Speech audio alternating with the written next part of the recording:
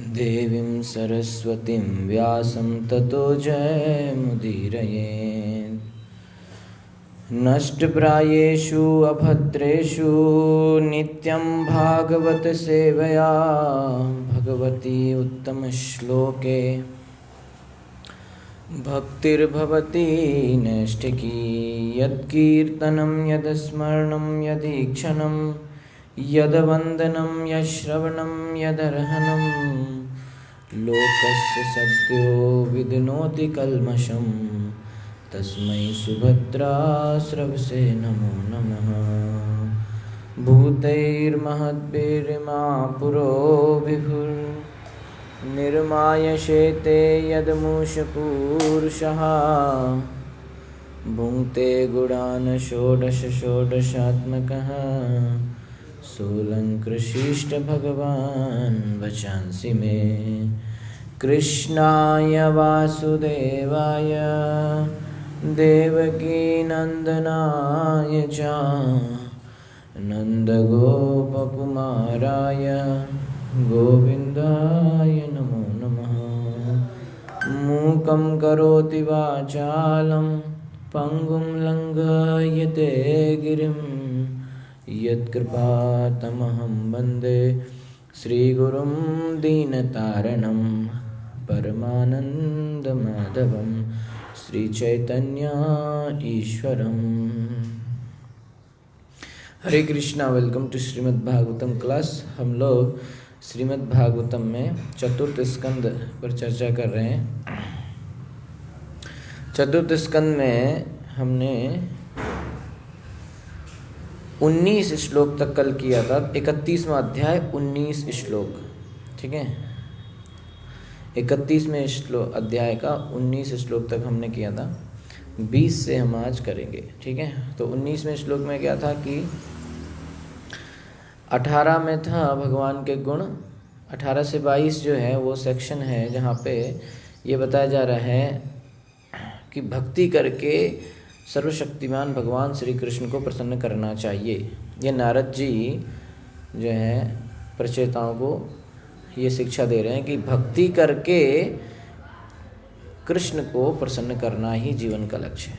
तो कृष्ण को प्रसन्न करना है।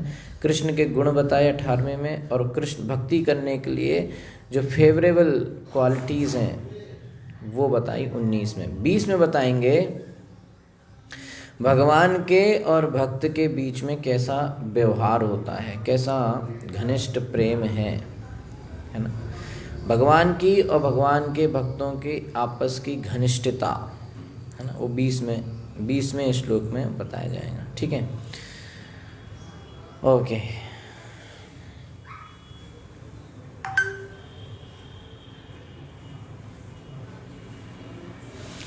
अपहत सकलैष्णामलात्मनि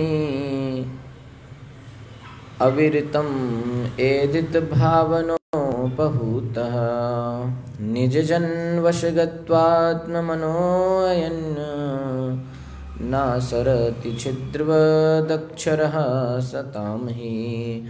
अपहत सकल एषन् अमलात्मनि अविरतम् मेदित भावनोपहूता निजजन्वशगत्वाम् आत्मनोऽयन् न सरति छिद्रवदक्षरः सतां हि।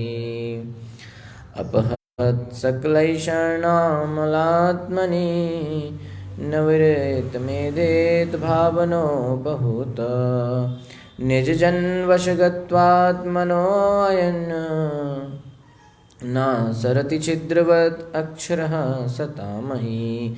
अपहत परास्त हुई सकल सभी ऐशन इच्छाएं अमल निष्कलंक आत्मनि मन को अविरतम निरंतर एदित बढ़ते हुए भावना भव से उपहूत बुलाया जाकर निज जन अपने भक्तों के वश नियंत्रण में गत्वम जाते हुए आत्मना अपने अयन जानते हुए ना कभी नहीं सरति दूर चला जाता छिद्रवत आकाश की तरह अक्षर भगवान सताम भक्तों को ही निश्चय ही। अनुवाद एवं तात्पर्य श्रील प्रभुपाद जी के द्वारा। श्रील प्रभुपाद की जय।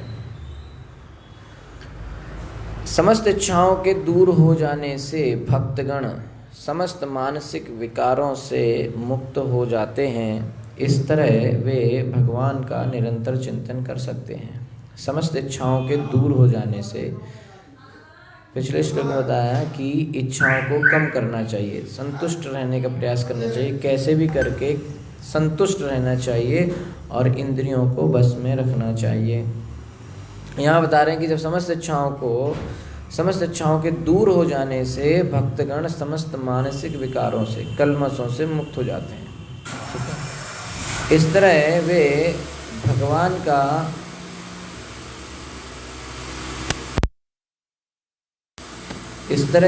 भगवान का निरंतर चिंतन कर सकते हैं और उनको भावपूर्वक संबोधन कर सकते हैं। कब कर सकते हैं? जब समस्त इच्छाओं से दूर हो गए हैं और उसकी वजह से मानसिक विकारों से मुक्त हो जाते हैं। तब भगवान अपने को अपने भक्तों के बस में जानते हुए क्षण भर के लिए भी नहीं छोड़ते।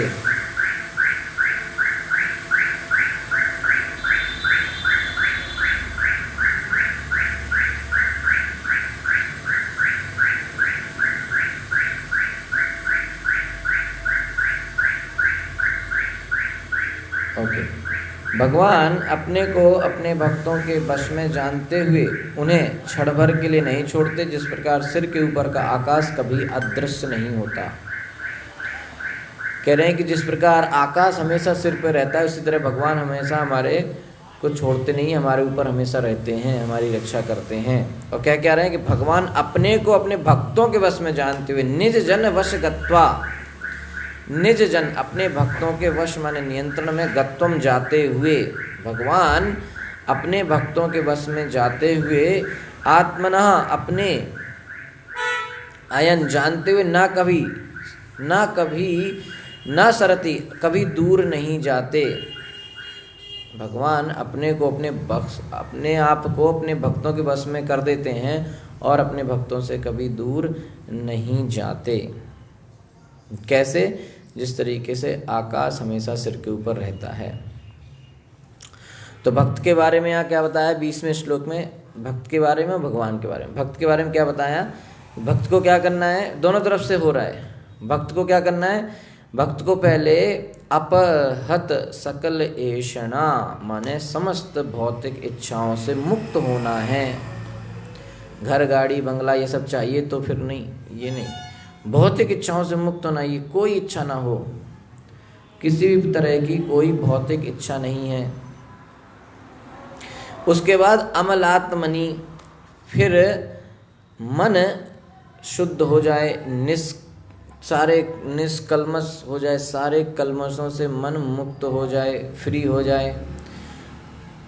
और तीसरी चीज भक्त को क्या करनी है? पहली करनी है अपहत सकल एषणा माने कि भौतिक इच्छाओं से दूर हो जाना है। दूसरी चीज अमलात्मना माने कि मन को कल्मश मुक्त कर देना है, शुद्ध कर लेना है। और तीसरी अविरतम एदित भावनोपहूतः माने कि भावपूर्वक भगवान को संबोधन करना है ना, भाव से उनको बुलाना। ये तीन चीज भक्त को करना है।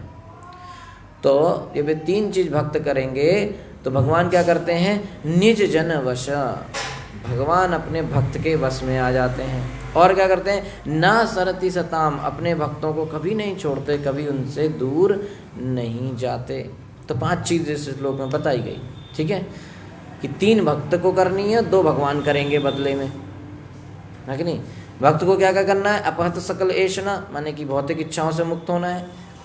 अमलात्मनि, उसको मन शुद्ध करना है।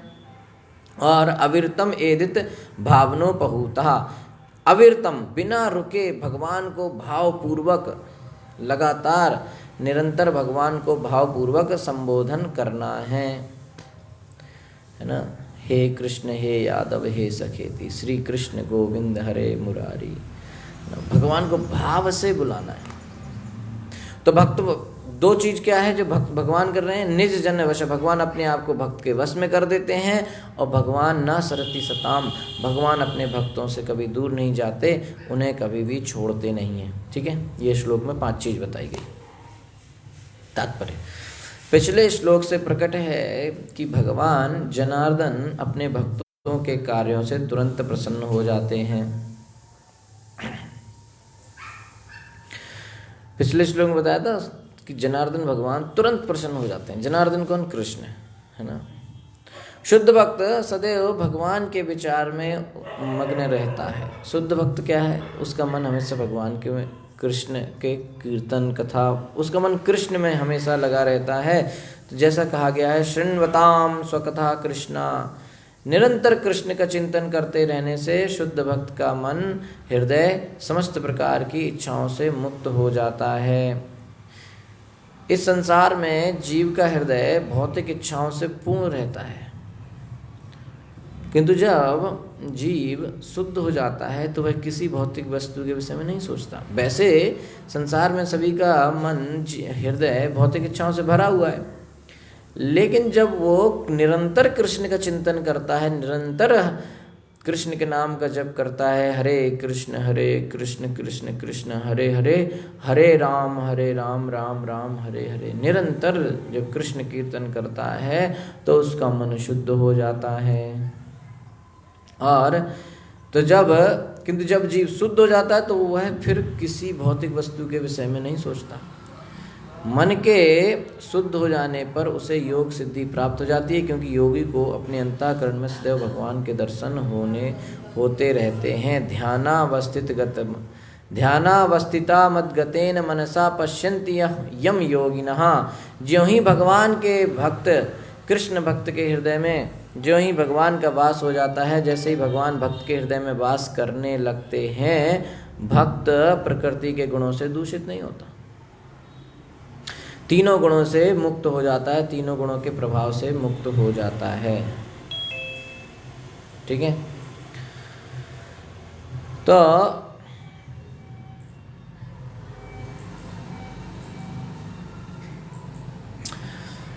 जब तक वह इन गुणों के वश में रहता है, वह अनेक वस्तुओं की इच्छा करता है। जब तक व्यक्ति 3 गुणों के, सतोगुण, रजोगुण, तमोगुण के कंट्रोल में रहता है, उसके अंदर तमाम तरह की भौतिक इच्छाएं आती हैं।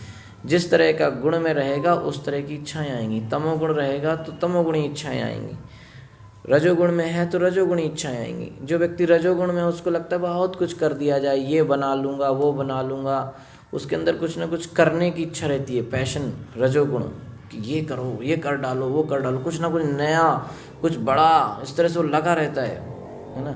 जो व्यक्ति तमोगुण में, उसको कुछ पता ही नहीं है, उसको वो बस बासा मिल जाए खाना, 4 दिन पुराना खाना, क्या खाना है क्या नहीं खाना है, कब सोना है कब जगना है, कोई उसका वो नहीं है। ठीक है नहीं। जो सतोगुण में, उसको लगता है चलो कहीं भी मंदिर भी चले जाएं, कोई धन का काम कर लें, कोई पुण्य का काम कर लें। तो जैसा गुण के कंट्रोल में रहेगा वैसी इच्छाएं उसके मन में बनती हैं। और जब वो इन गुणों के वश में रहता है तो वो अनेक वस्तुओं की इच्छा करता है और इंद्रिय सुख के लिए योजनाएं बनाता रहता है। भौतिक गुणों के कंट्रोल में है, इंद्रियों की तृप्ति के लिए तमाम तरह की योजनाएं बनाता रहता है, किंतु हृदय में भगवान के दर्शन होते ही सारी भौतिक इच्छाएं भाग जाती हैं। भगवान के जैसे ही मन में दर्शन होता है हृदय में, वैसी सारी भौतिक इच्छाएं भाग जाती हैं। हरि, भगवान हरि, हरि उनका नाम ही इसीलिए है क्योंकि वो सारे इच्छाओं को हर लेते हैं और अपने मन को शुद्ध कर देते हैं। प्रेम दिए हरे मन, हमारे मन को हर लेते हैं और हमें कृष्ण प्रेम दे देते हैं, अपना प्रेम दे देते हैं। यही हरि है, यही हरि की परिभाषा है ना। सर्व अमंगल हरे इति हरि, दूसरा भी परिभाषा है कि जो सारे अमंगल को हर लेता है वही हरि है। तो मन भौतिक इच्छाओं से मुक्त होने पर भगवान का निरंतर चिंतन कर सकता है और वह भगवान के चरण कमलों पर पूरी तरह से आश्रित हो जाता है। जब भौतिक इच्छाओं से मन मुक्त हो जाएगा तब आराम से हमारा मन कृष्ण चिंतन में लगेगा और हम पूरी तरीके से भगवान के चरण कमलों पर आश्रित हो जाएंगे। भगवान श्री चैतन्य महाप्रभु ने कहा है, अयि नंद तनुज किंकरम पतितम माम विस्मे भवाम्बुधौ कृपया तव पाद पंकज स्थित धूलि सदृशम विचिंतया। हे भगवान, हे कृष्ण, अयि नंद तनुज, हे कृष्ण, नंद तनुज माने नंद के पुत्र, हे कृष्ण मैं आपका शाश्वत दास हूँ। अयि नंद तनुज किंकरम, मैं किंकर हूँ, मैं दास हूँ, किंतु न जाने पतितम माम विस्मे भवाम्बुधौ, मुझे पता नहीं कैसे मैं इस भौतिक जगत में गिर पड़ा, किंतु न जाने कैसे इस भव सागर में मैं गिर गया। भव अम्बुधौ, भव सागर अम्बुध मैं गिर गया हूँ।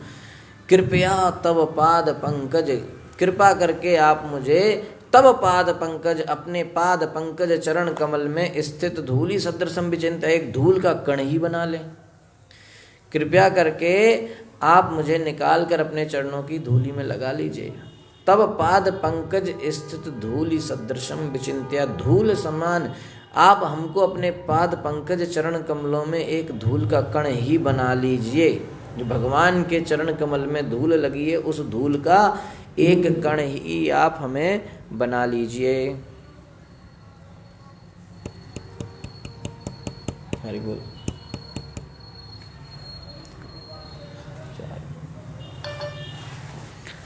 हरे कृष्णा। तो इस प्रकार ये शिक्षाष्टकम में भगवान श्री चैतन्य महाप्रभु बता रहे हैं।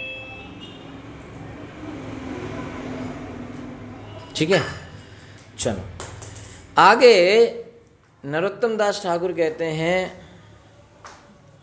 हा प्रभु नंद सुता वृषभानु सुता युता करुणा करो यही बार। नरोत्तम दास कये नठेली रांग पये तोमा बिना के आछे अमर। हे भगवान, हा प्रभु नंद सुता वृषभानु सुतायुता, हे भगवान कृष्ण नंद सुता, हे कृष्ण हे नंद सुता वृषभानु सुतायुता, और हे वृषभानु की पुत्री श्रीमती राधा रानी की जय। तो नरोत्तम दास ठाकुर कह रहे हैं कि हे वृषभानु की पुत्री श्रीमती राधा रानी, हे नंद के पुत्र श्री कृष्ण चंद्र भगवान, अब आप, हे भगवान आप और राजा वृषभानु की पुत्री श्रीमती राधा रानी समेत उपस्थित हैं। अब आप दोनों मेरे करुणा करो यही बार। अब आप दोनों साथ साथ यहाँ उपस्थित हैं, आप मेरे ऊपर करुणा करें। नरोत्तम दास कोई न ठेली हो रंगा पाए तोमा बिने के आछे अमार। कितना बढ़िया कि मुझे दूर न भगाएं, आप निकलो यहाँ से, ऐसे नहीं बोले, है ना। मतलब कह रहे हैं कि हे राधा कृष्ण, हे नंद सुता, हे श्रीमती राधा रानी वृषभानु दुलारी, आप हम पर अपनी कृपा करें, मुझे अपने से दूर न भगाएं। क्यों दूर न भगाएं? क्योंकि अब आपके अतिरिक्त तुमा बिने के आछे अमार, क्योंकि अब आपके अतिरिक्त मेरा अन्य कोई आश्रय नहीं है। आपके अलावा हम जाएं कहाँ, है कि नहीं। तो कह रहे हैं कि हे नंद सुता, हे वृषभानु दुलारी, हे श्री राधे, हे श्री कृष्ण, आप हमें अपने चरण में जगह दें, मुझ पर अपनी कृपा करें, क्योंकि अब आपके अलावा मेरा और कोई सहारा नहीं है। तुम अभिनय के आछे हमार, कितना सुंदर बता रहे हैं। और कौन है अब मेरा, मतलब वो कह रहे हैं कि हे राधे कृष्ण, अब मेरा है कौन आपके अलावा, और आप इसलिए मुझे अपने से दूर ना हटाएं। इस तरीके से प्रभुपाद जी कह रहे हैं कि इस प्रकार भगवान अपने भक्तों पर आश्रित हो जाते हैं। यद्यपि भगवान अजय हैं, किंतु अपने भक्तों द्वारा जीत लिए जाते हैं। वे अपने भक्त पर आश्रित होकर उसी प्रकार प्रसन्नता का अनुभव करते हैं जिस प्रकार श्री कृष्ण माता यशोदा की कृपा पर आश्रित रहकर करते थे। कृष्ण जो हैं बड़े प्रसन्न रहते थे माता पर आश्रित होकर। पूरा जगत बनाने वाले, पूरा जगत जिन पर टिका है, वो माता यशोदा पर आश्रित रहते थे कि कब मुझे मक्खन खिलाएंगी, कब मुझे दूध पिलाएंगी, है कि नहीं। क्यों? क्योंकि वो प्रसन्न, उसमें उन्हें आनंद आता है। भक्त के जो भक्त वत्सलता भगवान की, है ना। भक्त वश्यता ये भगवान के गुण हैं, है ना, जो सिर्फ कृष्ण में है। भक्त वत्सलता, भक्त वश्यता, है ना। तो इस तरीके से वे अपने भक्तों के वश में सोचकर अत्यंत प्रसन्न होते हैं। भगवान जब अपने आप को भक्त के वश में सोचते हैं तो बहुत प्रसन्न होते हैं। राजा कभी कभी विदूषक रख लेता है और परिहास में कभी कभी राजा का अपमान भी हो जाता है, किंतु तो भी राजा इन कार्यों से आनंदित होता है। जो कई बार जो कॉमेडी वाले होते हैं वो कई बार खुद राजा उनको बुलाता है ना। अभी आप भी देखेंगे कि सीएम पीएम के सामने कॉमेडी वालों को बुलाया जाता है, वो शो करते हैं तो वो उसी का मजाक बनाते हैं, तो उसको उसमें गुस्सा नहीं आता, उसमें उसको अच्छा लगता है ना। तो उसी तरह भगवान अपने भक्तों के वश में जाके वो और ज़्यादा आनंदित हो जाते हैं। तो प्रत्येक व्यक्ति अत्यंत सम्मानपूर्वक भगवान की पूजा करता है, अतः कभी कभी भगवान अपने भक्तों की प्रताड़ना का भी आनंद लेना चाहते हैं। कभी कभी भगवान अपने भक्तों की प्रताड़ना का भी आनंद लेना चाहते हैं। इस प्रकार भगवान तथा उनके भक्तों का शाश्वत संबंध स्थिर हो जाता है, जिस प्रकार सिर के ऊपर का आकाश। प्रत्येक व्यक्ति हर व्यक्ति अब बड़े सम्मान से भगवान की पूजा करते हैं, लेकिन कभी कभी कृष्ण अपने भक्तों से प्रताड़ना का आनंद लेते हैं, है कि नहीं। जब जामवान जी ने कृष्ण से लड़ाई लड़ी, 21 दिन तक लड़ाई चढ़ी, है ना। तो जब लड़ाई के बाद जामवान जी को पता चला कि यार ये तो स्वयं भगवान राम है कि नहीं, मैं किससे लड़ रहा था इतने दिनों तक, तो उनको बड़ा डर लगने लगा, बड़ा वो व्यथित हो गए। तो कृष्ण कहते हैं कि नहीं जामवान जी, आप परेशान मत होइए, आपको डरने की कोई ज़रूरत नहीं है, आप तो बल्कि आनंद लीजिए कि आपने मुझे आनंद दिया। मुझे ये फाइटिंग स्पिरिट एंजॉय करना था, ये लड़ाई लड़ना, और कोई मेरे से आए तो दो हाथ करने का जो आनंद था वो मुझे लेना था, और आपने मेरी सेवा करी, आपने मुझसे ये लड़ाई लड़के मुझे एक्चुअली प्रसन्नता दी, मुझे सेवा किया, तो आप प्रसन्न रहिए, आप डरने की ज़रूरत नहीं है।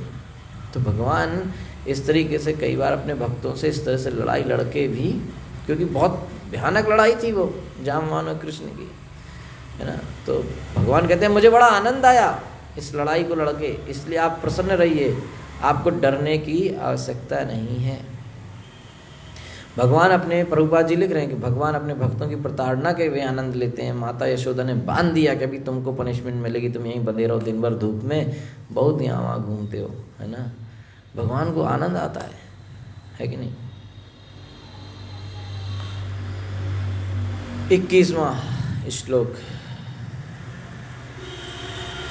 न भजति कुम्नीषिणां सयुज्यां हरिर्धनात्मा धनप्रियो रसज्ञा श्रुतधन कुलकर्मणां मदैर्यै विदधति पापं किंचनेषु सत्सु।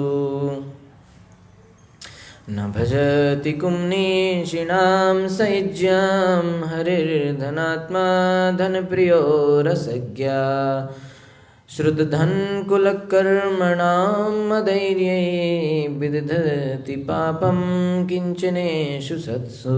न भजति कुम्नीषिणां सयुज्यां हरिर्धनात्मा धनप्रियो रसज्ञा श्रुतधन कुलकर्मणां मदैर्ये विदधति पापं किंचनेषु सत्सु। ना कभी नहीं भजती स्वीकार करता है कुमनीषिणाम मलिन हृदय वाले पुरुषों का, सह वह इज्जाम अर्पित हरि भगवान, अधन निर्धन आत्मधन केवल भगवान पर आश्रित रहने वाले, प्रिय रसज्ञा जीवन के रस को स्वीकार करने वाला रसिक, श्रुत शिक्षा धन संपत्ति कुल वंश कर्मणाम तथा कर्मों का मदई गर्व से ये जो विदधति संपन्न करता है पापम तिरस्कार अकिंचनेशु निर्धन सत्सु भक्तों का। भगवान उन भक्तों को अत्यंत प्रिय होते हैं जिनके पास कोई भौतिक संपत्ति नहीं है। वाह वाह वाह, क्या बात है। नारद जी कह रहे हैं कि भगवान उन भक्तों को अत्यंत प्रिय होते हैं जिनके पास कोई भौतिक संपत्ति नहीं है, किंतु जो भगवत भक्ति को ही अपना धन मानकर प्रसन्न रहते हैं। उनके पास कोई धन नहीं है, उनका एकमात्र धन है कृष्ण भक्ति बस। वो वृंदावन में एक भजन चलता है ना, हमारो धन राधा श्री राधा श्री राधा। तो नारद जी कह रहे हैं कि भगवान ऐसे भक्त, उनको भगवान बड़े प्रिय होते। कैसे भक्तों को? जिनके पास कोई भौतिक संपत्ति नहीं है और जिनका एकमात्र धन है कृष्ण भक्ति। दरअसल भगवान ऐसे भक्तों के भक्ति कार्यों का आनंद लेते हैं। जो लोग अपनी शिक्षा, संपत्ति, कुलीनता और सकाम कर्म इत्यादि भौतिक वस्तुओं के मद से फूले रहते हैं, जिनको बड़ा गर्व रहता है कि मैं बहुत शिक्षित हूँ, बहुत ज़्यादा पढ़ाई कर ली है, बहुत ज़्यादा मेरे पास संपत्ति है, मैं बहुत बड़े कुल में पैदा हुआ हूँ, मेरा वंश ये है, मैं राजा के ख़ानदान का हूँ, मैं प्राइम मिनिस्टर के ख़ानदान का हूँ, मैं अकबर के ख़ानदान का हूँ, और जो सकाम कर्म बहुत बड़े बड़े मैंने पुण्य काम किए हैं, ये धर्मशाला बनवाई है, वो कुएँ बनवाए हैं, यहाँ सड़कें बनवाई हैं, यहाँ अनाथ आश्रम बनवाया है, जिनको इन सकाम कर्मों का बड़ा ये यज्ञ करवाए हैं, जो इन इस तरह की भौतिक वस्तुओं के, ये सब भौतिक चीज़ें हैं कि मद से फूले रहते हैं, घमंड रहता है जिनको, वे कभी कभी भक्तों का उपहास करते हैं। वो लोग ना कभी कभी भक्तों का मजाक बनते हैं, अरे ये सब ऐसे ही हैं हरे कृष्णा वाले, इनको कुछ नहीं पता। ऐसे लोग यदि भगवान की पूजा करते भी हैं, ध्यान से समझने वाली बात आ रही है, थोड़ी डरने वाली भी है। ऐसे लोग यदि भगवान की पूजा करते भी हैं तो वे उसे कभी स्वीकार नहीं करते। भगवान उसे कभी भी स्वीकार नहीं करते, है ना। तो यहाँ पर 21वें श्लोक में भगवान के रेसिप्रोकेशन, भगवान का जो व्यवहार है भक्तों के साथ और अभक्तों के साथ, वो बताया जा रहा है। तो भगवान भक्तों की एक्टिविटीज़, भक्तों की क्रियाओं का आनंद लेते हैं। कौन सी क्रियाओं का आनंद लेते हैं? कि ऐसे भक्त अधन, अधन माने जिनके पास कोई धन नहीं है, ऐसे भक्त जिनके पास कोई संपत्ति नहीं है, बिल्कुल निर्धन गरीब, कोई नहीं है ना, कोई धन संपत्ति नहीं है, ऐसे भक्त, और उनका एकमात्र धन क्या है? कृष्ण भक्ति। नंबर 2, पहली बात, ऐसे लोग जिनके पास कोई धन नहीं है और उनके पास धन कौन सा है? एकमात्र। दूसरी बात कि उनके पास एकमात्र धन है कृष्ण भक्ति। ऐसे भक्तों का भगवान, ऐसे भक्तों की क्रियाओं का भगवान बड़ा आनंद लेते हैं, और ऐसे भक्तों की क्रियाओं का भगवान आनंद लेते हैं। लेकिन जो दूसरे तरह के लोग हैं उनकी पूजा भी स्वीकार नहीं करते। दूसरे तरह के लोग, उनकी पूजा भी भगवान स्वीकार नहीं करते। वो दूसरे तरह के लोग कौन हैं? जो अपने भौतिक गुण, जैसे शिक्षा, धन, बड़ा वंश में जन्म हुआ है ना, बहुत सकाम कर्म करे हैं, श्रुत धन कुल कर्मणाम मदैर, मदैर उसके घमंड में जो है ना। श्रुत माने शिक्षा, बहुत ज़्यादा बुद्धिमान है, बहुत ज़्यादा पढ़ाई की है। श्रुत धन, बहुत ज़्यादा धन है, वेल्थ है। कुल, बहुत अच्छा वंश उसका जन्म हुआ है। कर्मणाम, बहुत सारे सकाम कर्म उसने करे हैं। जो इनके घमंड में है, मदैर, जो इस घमंड में है, विदधति, विदधति पापम अकिंचनेषु सत्सु। ऐसे लोग क्या करते हैं? भगवान के भक्तों का मजाक उड़ाते हैं, है ना, उनकी हंसी बनाते हैं। तो ऐसे लोग जो भगवान के भक्तों का, कृष्ण भक्त का जो मजाक बनाता है, क्यों मजाक बनाता है? क्योंकि उसको अपनी शिक्षा, कुल, सकाम कर्मों पर, इन चीज़ों पर, धन पर घमंड रहता है। तो ऐसे लोग अगर भगवान कृष्ण की पूजा करते भी हैं तो कृष्ण उसकी पूजा स्वीकार नहीं करते, क्योंकि वो कृष्ण भक्त का मजाक बना रहा है। उसकी पूजा भी स्वीकार नहीं करते, ये बात समझने वाली है ना। इसलिए किसी कृष्ण भक्त का मजाक नहीं बनाना चाहिए।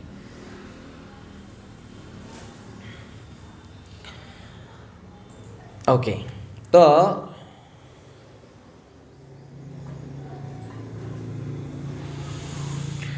तात्पर्य, भगवान अपने शुद्ध भक्तों पर आश्रित हैं। वे अभक्तों की भेंटें तक स्वीकार नहीं करते।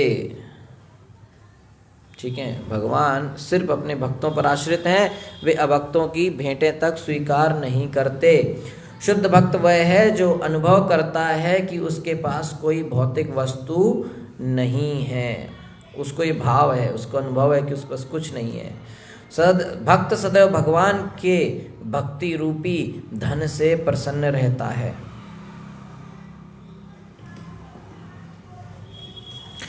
उसके पास एकमात्र धन क्या है? भक्ति। भक्त कभी कभी भौतिक दृष्टि से निर्धन प्रतीत होते हैं, किंतु आध्यात्मिक रूप से उन्नत तथा संपन्न होने के कारण भगवान को अत्यंत प्रिय होते हैं। भौतिक रूप से तो वो निर्धन लगेंगे, पर आध्यात्मिक रूप से वो क्या होते हैं?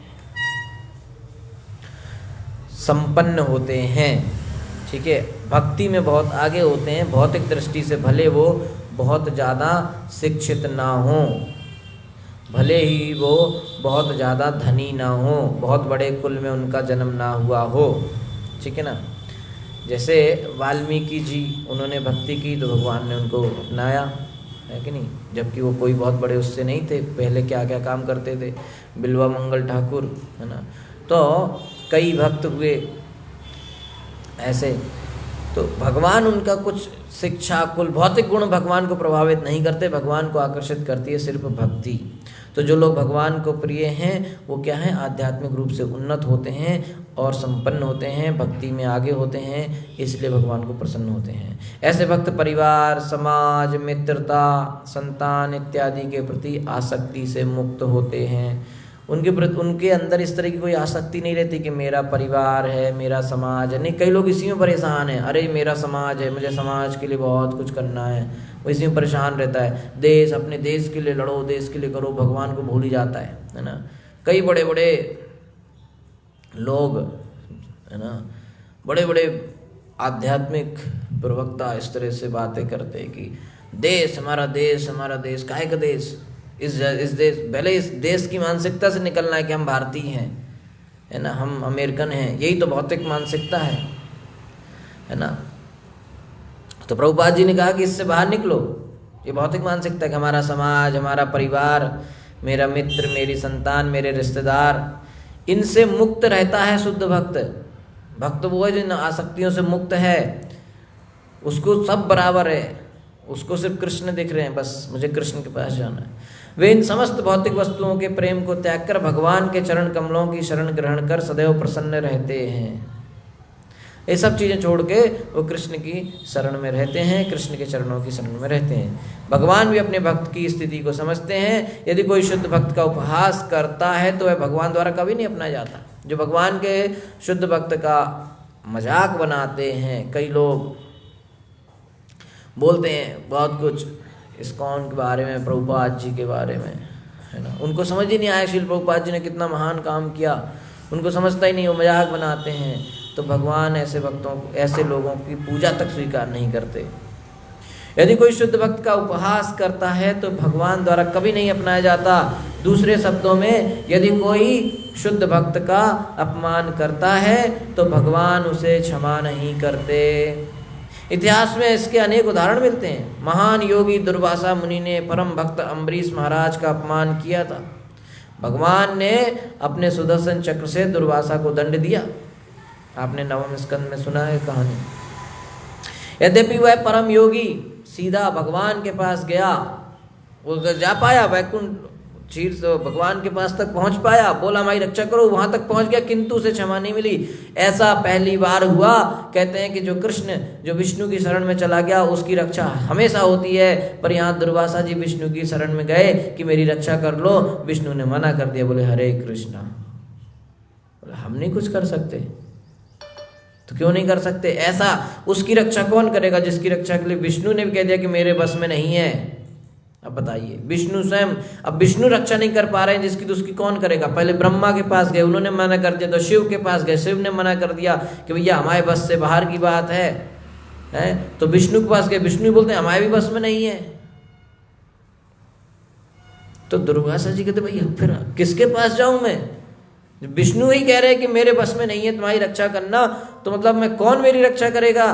तो विष्णु कहते हैं अहम भक्त पराधीना, मैं भक्त के पराधीन हूँ, मैं अपने भक्त के कंट्रोल में रहता हूँ, मैं अपने भक्त के बस में हूँ। आपने मेरे भक्त का अपमान किया, मैं कैसे कुछ कर सकता हूँ? भाई आप ही सुलझो। सुदर्शन मेरा भक्त है, अम्बरीश मेरा भक्त है, आपने उनका अपमान किया, सुदर्शन आपके पीछे पड़ गया, मैं इसमें कहाँ से? आप भक्तों के आपस की बात आपस में निपट लो। तो बोले पर इतनी मदद तो कर दूंगा कि तरीका बता दूंगा करना क्या है। बोले क्या करना? बोले जाके अम्बरीश महाराज के पैर पकड़ो, उन्हीं के चरणों में दंडवत करो, वही क्षमा करेंगे तभी रक्षा होगी, नहीं तो भैया मेरे से कोई मतलब नहीं। तो जो भक्त का अपमान करेगा उसका तो विष्णु भी सहायता नहीं करते।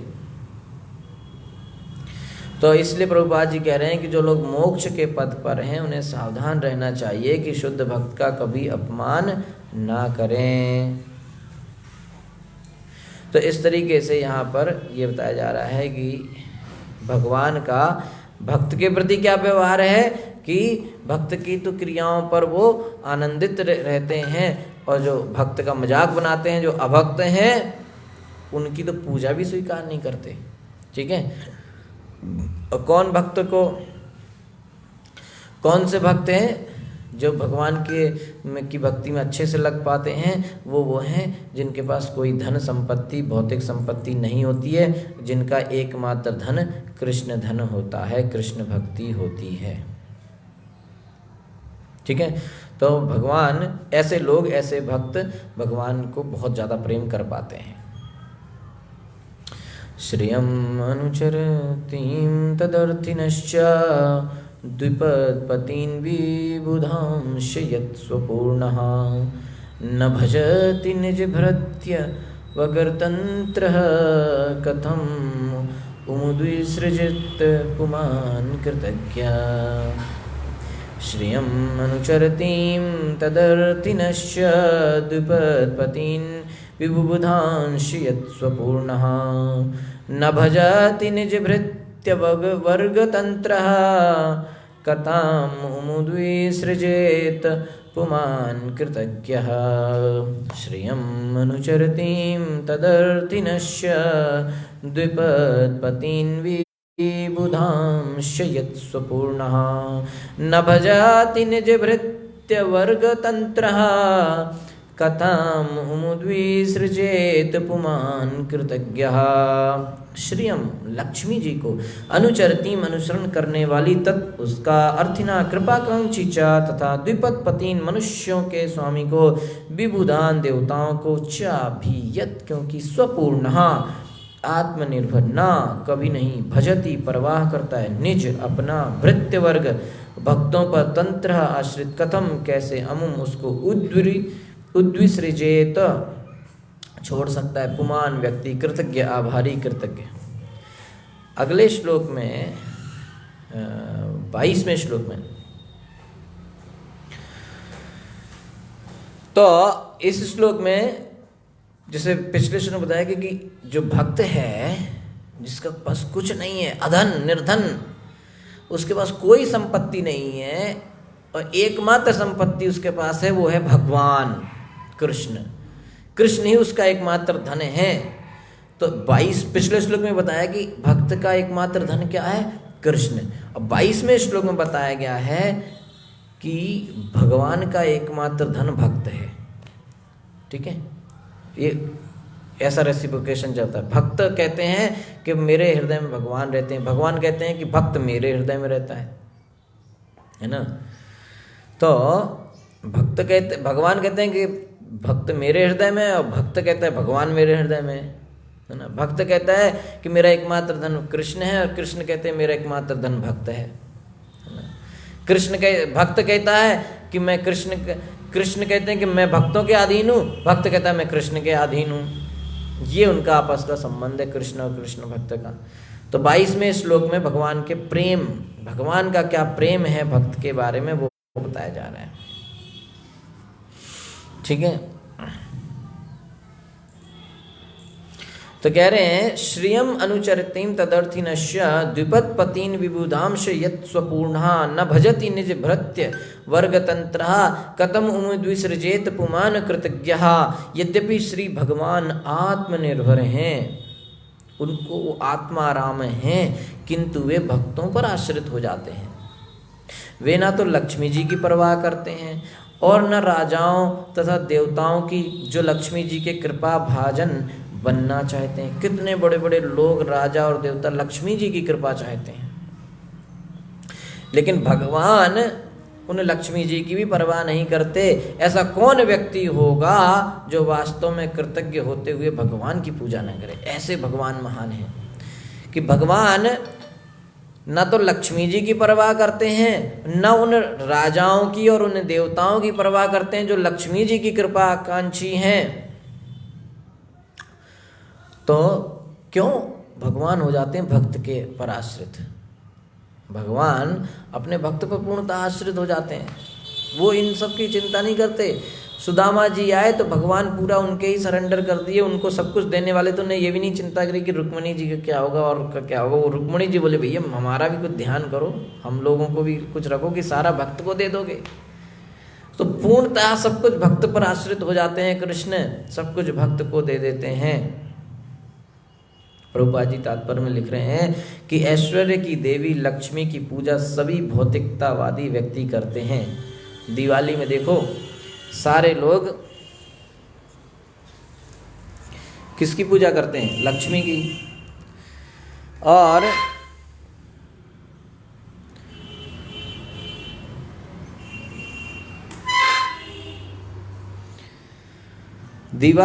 सारे लोग भौतिकतावादी लोग लक्ष्मी की पूजा करते हैं।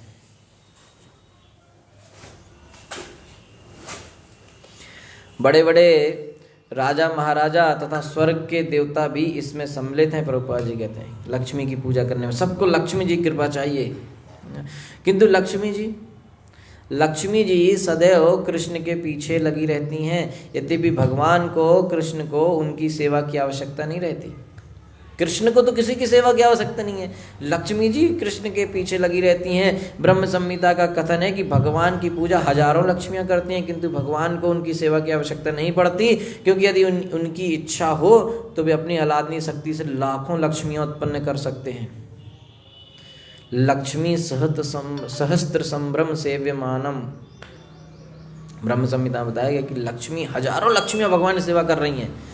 बताओ, लोग लक्ष्मी जी के पीछे, लक्ष्मी जी की पूजा करते हैं, लक्ष्मी जी की आकांक्षा और कृपा उनको मिल जाए, ऐसी आकांक्षा करते हैं कि लक्ष्मी जी की कृपा मिल जाए, और लक्ष्मी जी स्वयं कृष्ण कृपा के पीछे पड़ी हुई हैं। हजारों हजारों लक्ष्मियाँ कृष्ण की सेवा कर रही हैं, और भगवान को फिर भी उनकी ज़रूरत नहीं है। भगवान किसी ज़रूरत नहीं है, आत्माराम है वो, उनको किसी की ज़रूरत नहीं है। वो चाहें तो अपनी अलादनीय शक्ति से लाखों लक्ष्मियाँ पैदा कर सकते हैं। ये देखो प्रभुपाद जी बता रहे हैं। किंतु वही भगवान अहेतु, यही भगवान इतने महान है, सोचो कि वो चाहें तो लाखों लक्ष्मियाँ अपनी शक्ति से बना सकते हैं, लेकिन वही भगवान अपनी अहेतु की कृपा, बस भगवान की कई सारी शक्तियाँ हैं, जिनमें एक शक्ति है कृपा शक्ति, जो सबसे मेन है। जब दामोदर लीला हुआ तो समस्त शक्तियों ने कहा कि नहीं, बंधना नहीं है, अगर बंध गए तो मेरी सेवा गड़बड़ हो जाएगी। ऐश्वर्य शक्ति कहती है भैया आपका इतना ऐश्वर्य है, मेरा काम है आपका ऐश्वर्य बढ़ाना, आप यहाँ बंध जाओगे एक गोपी से तो मेरा तो सेवा खराब हो गया ना, क्या ऐश्वर्य बचा आपका। लोग कहें भाई क्या भगवान बन गया, है ना। तो सर्वशक्तिमान, तो कई सर्वशक्तिमान हैं, जब वो बंध गया सर्वव्यापी, तो कैसा सर्वव्यापी है कि रस्सी, छोटी सी रस्सी के कंट्रोल में आ गया, तो कैसे सर्वव्यापी? तो सारी शक्तियों ने जोर लगाया कि बंधना नहीं है, लेकिन कृपा शक्ति अकेली, सारी शक्तियां एक तरफ और कृपा शक्ति एक तरफ। कृपा शक्ति बोले नहीं बंधना है क्योंकि भक्त कह रहा है, तो अंत में विजय किसकी हुई? कृपा शक्ति की। तो कृपा शक्ति इतनी, भगवान कृपावश अपने भक्त के कंट्रोल में चले जाते हैं। प्रभुपाद जी लिख रहे हैं कि किंतु वही भगवान अहेतु की कृपावश अपने भक्तों के आश्रित बन जाते हैं, तो वह भक्त कितना भाग्यशाली है जिस पर भगवान की ऐसी कृपा हो। सोचो आप, लाखों हजारों लक्ष्मियां जिन कृष्ण की सेवा कर रही हैं, लक्ष्मियां, छोड़ दो बाकी दुनिया के राजा महाराजा देवताओं की बात, क्योंकि वो तो सब लक्ष्मी जी की पूजा करते हैं, तो वो हजारों लाखों लक्ष्मियां जिन कृष्ण की पूजा कर रही हैं, वो कृष्ण अपने आप को उस एक शुद्ध भक्त के, अपनी अहेतु की कृपावश उस शुद्ध भक्त के अधीन कर देते हैं। सोचो उस शुद्ध भक्त का भाग्य क्या है, कितनी महान है वो शुद्ध भक्त। तो ऐसा कौन कृतज्ञ भक्त होगा जो भगवान की पूजा और भक्ति नहीं, ऐसा कौन होगा जो इतने महान भगवान कृष्ण की पूजा नहीं करेगा? वास्तव में भक्त क्षण भर के लिए भी भगवान के प्रति अपनी कृतज्ञता को भूल नहीं सकता। जो भक्त है वो कभी भी नहीं भूलेगा कि भगवान ने मेरे ऊपर कितनी महान कृपा करी है। श्रील विश्वनाथ चक्रवर्ती ठाकुर कहते हैं कि भगवान तथा उनका भक्त दोनों ही रसज्ञ होते हैं। भगवान तथा भक्त के पारस्परिक संबंध को कभी भी भौतिक नहीं समझना चाहिए। यह दिव्य होता है, दिव्य अनुभूतियां, भाव, अनुभाव, स्थायी भाव, भाव, अनुभाव, स्थायी भाव इत्यादि 8 प्रकार की हैं। मतलब भाव में भी 8 प्रकार के भाव हैं, जिनकी व्याख्या भक्ति रसामृत सिंधु नामक पुस्तक में की गई है। जो लोग कृष्ण भगवान तथा जीव की स्थिति से अनजान हैं, वे भक्त तथा भगवान की पारस्परिक आसक्ति को भौतिक शक्ति द्वारा उत्पन्न मानते हैं। जो भगवान तथा भक्त के बीच में जो संबंध है, प्रेम है, उसको लोग भौतिक मानते हैं, क्योंकि उनको जानते ही नहीं, वो जानते ही नहीं कि भगवान और भक्त के बीच में संबंध आध्यात्मिक होता है। तो वास्तव में यह आसक्ति भगवान और उनके भक्त दोनों के लिए प्राकृतिक है, इसे भौतिक नहीं माना जा सकता। ये वास्तविक है, ये नेचुरल, कृष्ण भक्त का कृष्ण के प्रति नेचुरल अट्रैक्शन होता है, नेचुरल अफेक्शन होता है। ठीक है, Hare Krishna. Thank you so much. Srila Prabhupada की जय, ग्रंथराज श्रीमद् भागवतम की जय, अनंत कोटि वैष्णव वृंद की जय।